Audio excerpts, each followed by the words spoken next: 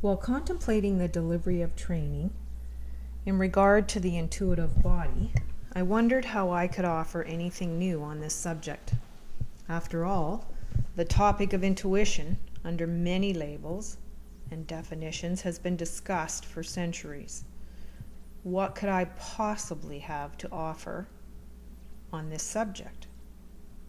And as I continued to reflect upon my experiences, attempting to develop and deliver something new, I came to the realization that the only thing I had to offer was my perspective, a perspective validated through my personal experiences as they relate to my intuitive body. My development process started while I held a preconceived notion that intuition or inner wisdom could not be validated. If I could not see it, feel it, or taste it, if I could not define it, then how could I trust it? My belief was that my logical mind could control outcomes by analyzing and planning from my conscious awareness. It was because of an event that challenged this belief that I came to the realization that the conscious mind does not have the capacity to analyze and foresee all of the potentials that could occur.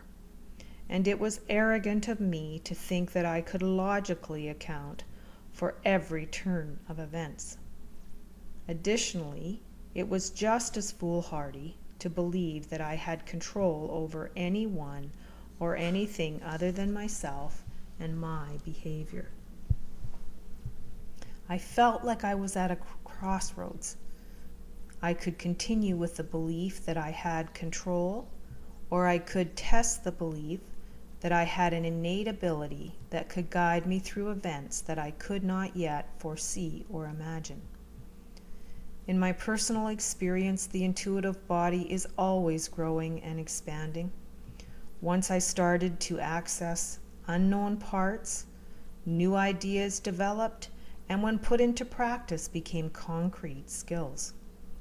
I have experienced the clairsentient, clairvisual, clairaudio, and clairvoyant parts of myself.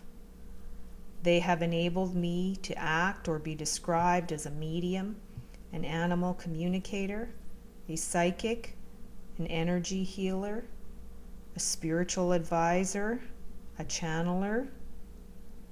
And as time goes on, I find myself adding to my skill set, leading me to believe that my abilities are unlimited, with many yet to be discovered. I do all of this development with the underlying intention of applying these underdeveloped or unaccessed skills in a way that supports my day-to-day three-dimensional existence on the planet. For some, this may sound complicated, but in reality it is not. Intuition is simply the ability to access information in regard to people, places, or things. The information acts as a guide, providing us with a foundation that allows us to make decisions that feel uniquely right for us as individuals. I do know that when my intuitive body or psyche has something to say, I need to listen. It is, in fact, my safety net. And although there are moments of, this makes no sense, and how can I trust this? When I overcome my fear of somehow getting it wrong, something greater than me or something inside of me always gets it right. Every day I see people in fear. They have been so beaten down by the rules of society, of family, of the organization they work for, of beliefs that do not fit for them anymore, or they simply feel stuck in a situation that they feel they have no way out of. Frankly, I remember being there. I remember feeling like I had no choice in life and being overwhelmed by responsibility. And I remember how much courage it took to take small steps towards trusting myself and the guidance I was hearing. I now have the capacity to see more than one perspective, and I understand the fear and the pain that keeps people stuck. I also know the steps that worked for me, the steps it took to move me out of that fear and that pain. And all I really have to offer are those steps that supported me. I don't know for sure they will work for you, maybe not my version, but I do know that some version, maybe your version, will support you. I have worked with many people who have worked hard to change their lives so that they can live with less fear, less drama, and less pain. All have changed, some to a lesser or a greater degree, but all have changed. And I know that every day I am here, I am validated in that regard. I know that what I have learned, if put into practice, works. I know that it works differently for everyone, but I have more than enough concrete evidence that it works. I often say to the individuals I mentor that the person they need to trust the most is not me, but themselves. That is the goal of this training, to give support to those who truly desire to live life differently, in a way that works for them. I am not going to tell you how to live your life, and I'm going to explain how your intuitive body operates so that you can figure it out for yourself. And if somewhere along the line you start to fool yourself, your intuitive body will let you know. It may partner with the other parts of yourself, like your human body, or your brain, or your conscious or your unconscious self. The parts of you are numerous and sometimes in conflict. The good news is that the intuitive body knows how to bring all parts of you into partnership and collaboration to create a better scenario for your three-dimensional life on the planet. For me, I found I had the willingness or the courage to do things differently. And the reason I'm here now talking about this is because there were many times when I did not understand what was going on in my intuitive body, and it played havoc with my logical mind. I felt crazy, illogical, hormonal, and many other things.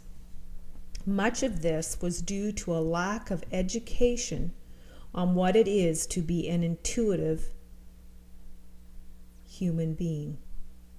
I have often had people come to me in fear. They feel as though they have been negatively impacted by something outside of themselves, or that they have to act on all of the information they receive through their intuitive body. I have developed a few rules of thumb that have helped me. One is that I am always in the driver's seat and I have choice. If the information is being shown to me in a way that is scary for me, I simply ask for it to be presented to me in a way that I can receive it.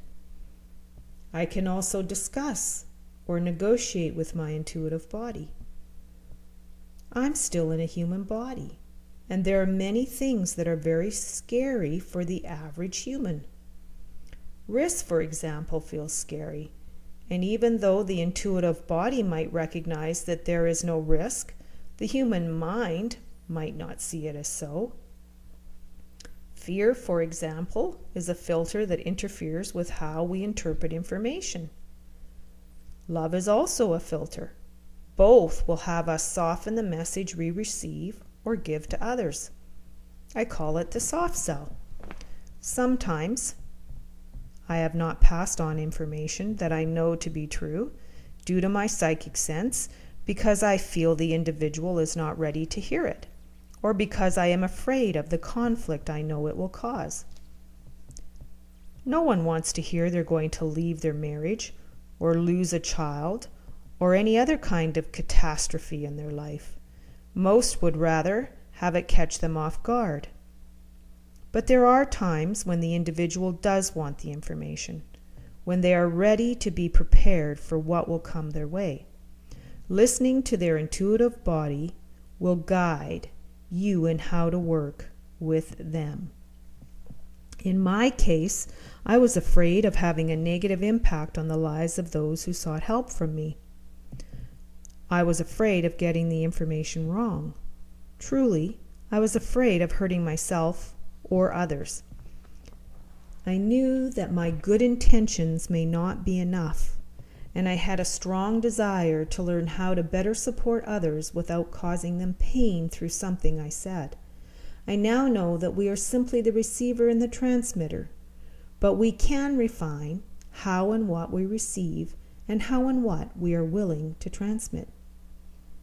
Initially, I was afraid. I was willing, but I was afraid. I knew I needed to develop a way to set boundaries, even though I was not completely sure who or what I was setting boundaries with. Was it my intuitive body? Was it something greater than me? Something inside of myself or outside of myself? I still struggle with defining something that to me is indefinable, so I don't for the most part. And it is my container and my code that help me to work without definition.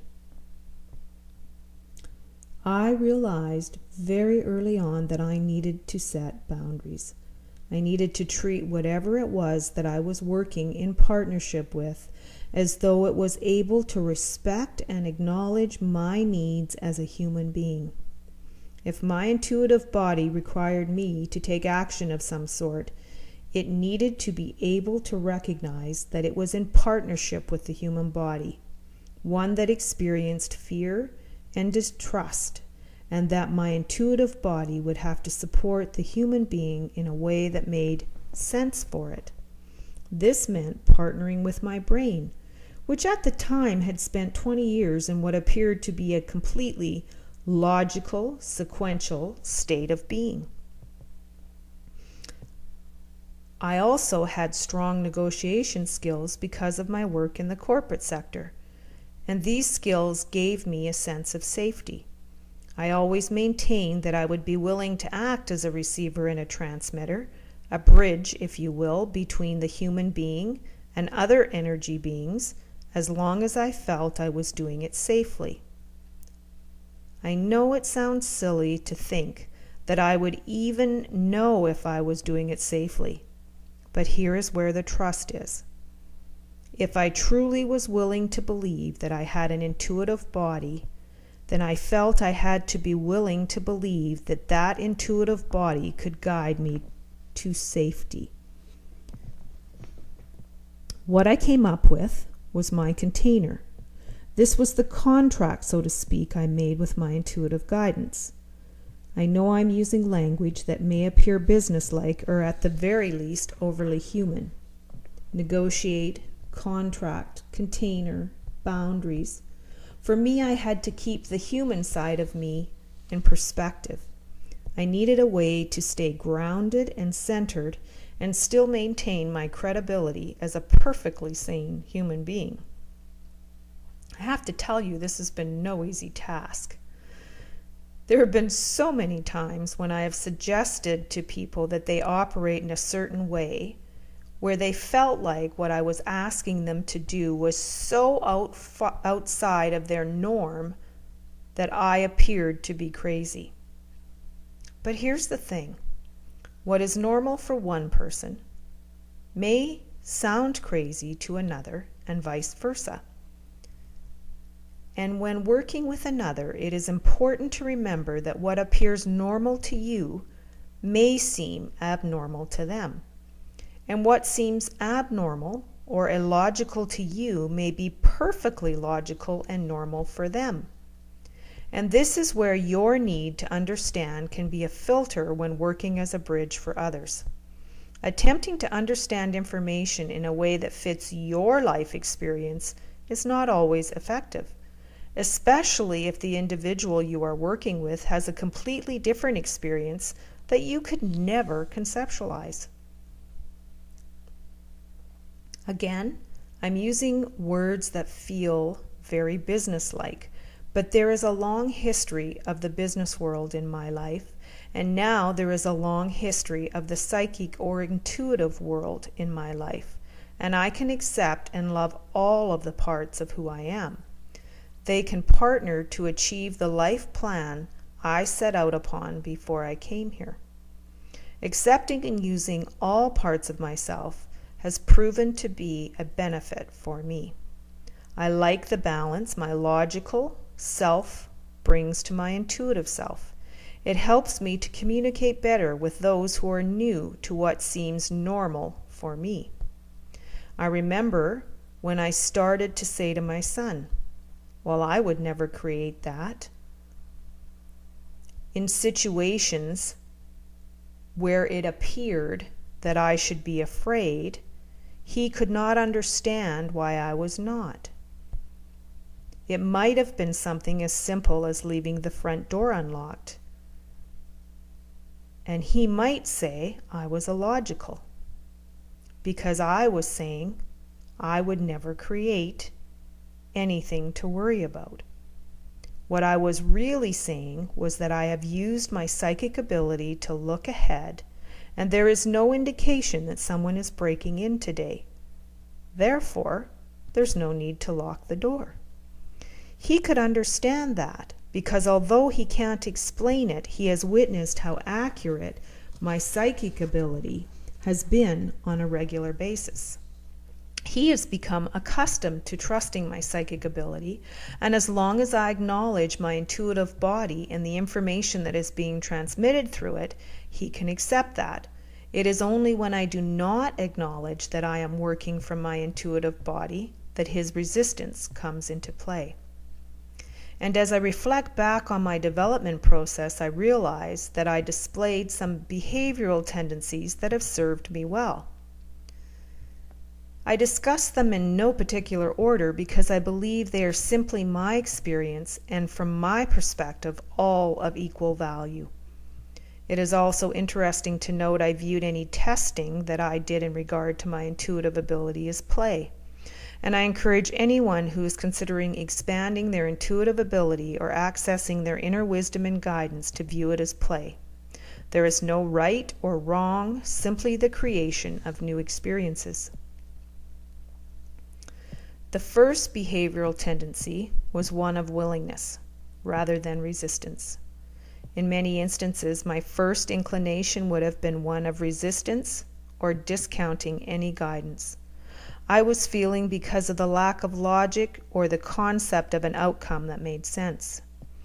But when viewing it as a test, I became willing to listen to the guidance or inner wisdom and to take action based on the potential that my inner knowing could prove to be effective for me.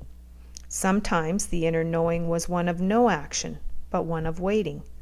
And there are times that I did not understand my intuitive ability, but I was willing to attempt to build a relationship of trust with something that was not familiar to me. Let me say, that willingness does not rule out fear. And I could talk about the behavioral tendency of courage. As time went on, I got more confident with the information I was receiving because I got validation from outside sources. And when I started to sense that it was time for me to be working with individuals outside of my comfort zone of family and friends, it was difficult to be willing. I remember resisting for quite some time before negotiating with whatever it was that supported me. At that time, believing it was something outside of me, but still with no definition of what that something was. I came up with an exercise of a container. It was my concept of a contract with the thing that was the guidance. If this sense of needing to use my intuitive skills with those outside of people I knew and trusted was to be acted upon, then I needed to know that I was safe and protected. and I needed to feel like I and anyone I was working with was also safe and protected. The second tendency, as mentioned before, was courage. This was most often based on my assessment of previous outcomes or validation, as it took less and less courage the more that time went on and my trust and self-confidence grew. So now I'm going to suggest that prior to partnering with your intuitive body, you build a container or a comfort zone. You set boundaries for yourself, and these boundaries acknowledge that you are in a human body in a three-dimensional world by choice. Boundaries encourage a grounded, centered approach. Think of the container as the comfort zone with which you require in order to acknowledge and engage your intuitive body in partnership with your human experience. From my perspective, I was negotiating with the universe to say, yeah, I'm willing to exercise my intuitive muscle, but I'm living in a human body, and I need my human body to feel respected and as valued as my emotional or my spiritual body.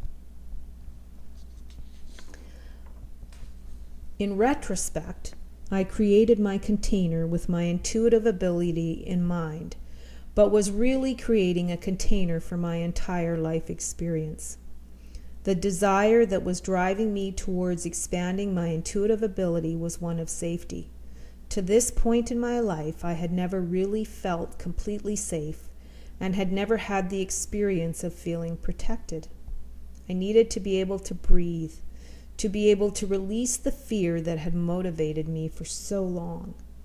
And in addition, because of my personal experiences while operating from a place of fear, I had a philosophy of do no harm and tried to verbalize that in my container.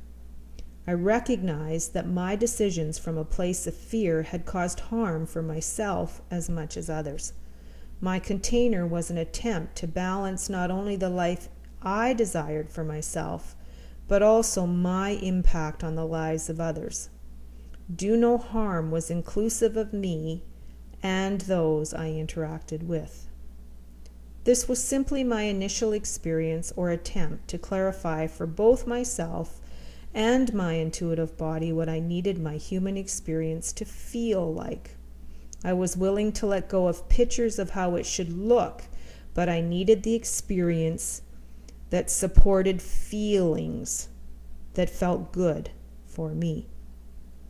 I was asking my intuitive guidance to support my human experience and change up the feelings that had been the driving force within my life. I was asking for support in shifting from a fear-based existence to a love-based reality. The container was helpful for me, and I would suggest some version of this to clarify in your mind what exactly you hope to gain by activating your intuitive guidance.